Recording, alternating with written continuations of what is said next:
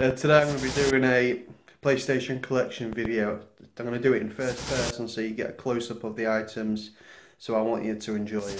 Thank you very much. If you're new to the channel, please subscribe if you like what you see. Follow me on Twitter and we can bash PlayStation collection talks. That's all, and we're not bashing anything else. Alright, please enjoy the video. So to get things cracking, there's a 20th anniversary PlayStation controller. It's friggin' amazing. You'd be deceived to think it was just a grey one, but it's all in the detail. If you have a look at these bits, they are green, yellow, blue and pink, which they were on the original. And a little PlayStation logo there. This is brand new, still got its thingies on, and I will be using this as my main controller. Moving on, these are fucking fantastic. If you've got a Granger Games near you, please go and pick some of these up. They're only, I think, a tenner, and it's some PlayStation Classic coasters. This is one of my favourites. It's Gran Turismo. It's in a PlayStation case. It says PAL on it and everything, and it's got some nice pads. It's just a coaster, but it's got all the original game art, which is cool. Split screen, 11 tracks. Look, it's even got night racing on PS1. Dual shock. Oh, there you go. Let's compare. Hey, and a bit of Destruction Derby as well, which I really like.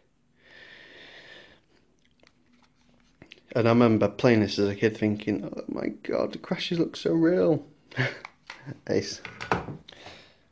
So, moving on to the games. I've got Project Cars. Really good game. If you're a fan of Gran Turismo or Forza, play this. This is my favourite handling driving game right now. It beats Forza. I did really like Forza, but it slides out too easy. And if you ever drove a car or fast car in real life, you know if you take a roundabout fast, it grips. This grips. Unless you push it like far too fast, then it slides. Forza slides far too much. And I've got Uncharted.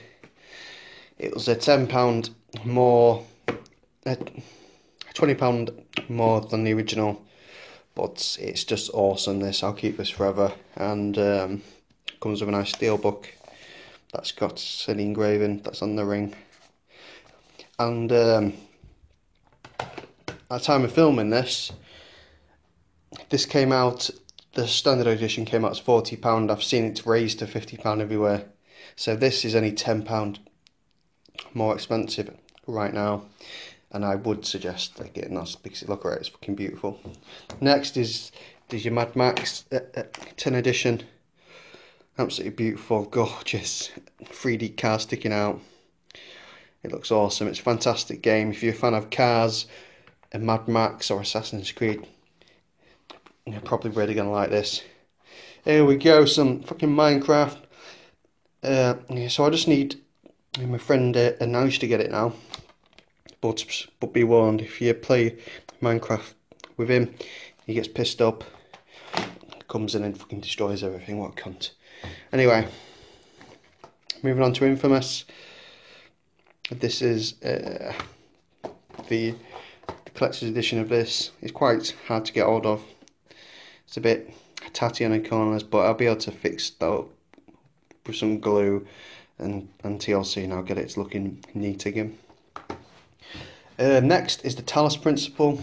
If you're a fan of Portal or say games that are a bit different with cool stories, you definitely like that. Well, I haven't played it yet, but from what I've heard, I've tried not to watch too much of it, as I've heard it's a very story-driven game, and it's supposed to ask you lots of cool life questions, and it's supposed to be really interesting. But everyone that's played it says it's really good. Just as a collector's tip, this is quite hard to get hold of. Physical, well, I won't say it's hard, but it's not being chucked around the high street, and this is on a release. So I think in 2 years it's going to be quite hard to get hold of. So if you're a collector, definitely think about getting it as a physical, or even if you're a fan of PlayStation, it's always good to have the physical copies. Next is Until Dawn. If you're a fan of Scream or any of, like, say, the old 80s type slasher movies, then definitely get this. It's got super realistic graphics with real actors and actresses in, and it's got a very, very, very cool story. So yeah. Next, if you're a fan of gaming, then you owe it to yourself to play this. It's what more can you say about it? It's awesome. It's a really, really good game. Dishonored.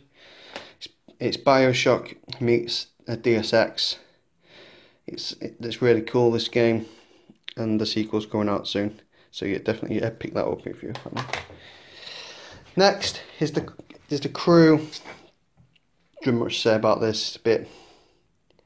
It's kind of average, but it's about to get a big update that's going to make it slightly above average, perhaps even higher. But it just looks like it'll be a cool multiplayer game.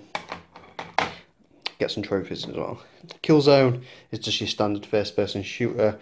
It's just a very, very good-looking first-person shooter. But the story's pretty naff, but the shooting, graphics, and the gameplay is pretty good.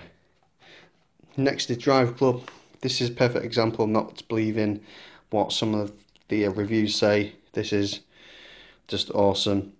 Some great graphics, some great handling, and some awesome multiplayer. And it's basically a very British game. It's got a lot of British tracks, or Canadian or Scottish tracks. So I think that's why the Americans hated it so much, because it wasn't focused around that. But if you're a British guy, then you're probably going to like this a bit more than, say, American guy. That's just my opinion. Next is God of War. Athena. This is awesome. Awesome game. It's been remastered to the PlayStation 4. It looks like a PlayStation 4 game. Like, I'm not even just saying that. If this came out right now as a PlayStation 4 game, I'd say this is one of the best looking PlayStation 4 games out there. That's a testament to how good this game was back in the day. And lastly, The Witcher. I can't say much more about this, but if you're a fan of RPGs and haven't played it yet, what are you doing? And that's it, guys. So, it's going back to them bad boys. Thank you very much for watching. Take it easy. Bye.